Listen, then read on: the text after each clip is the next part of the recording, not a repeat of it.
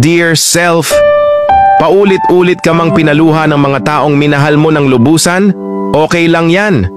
Ilang beses ka mang saktan at paglaruan ng panahon? Okay lang yan.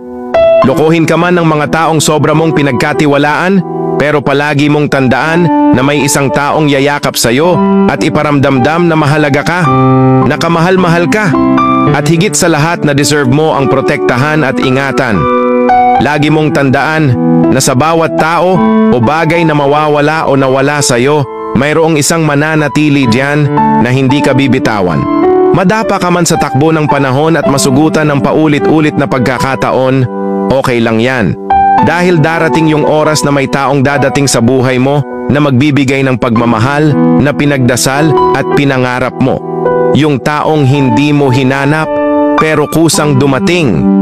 Yung taong yayakap sa'yo kapag malungkot ka. Yung taong pupunasan ang iyong mga luha tuwing umiiyak ka. Yung taong kasama mong bubuo ng mga pangarap niyong dalawa at sasamahan ka hanggang dulo. Deserve mo ang mahalin at maging masaya.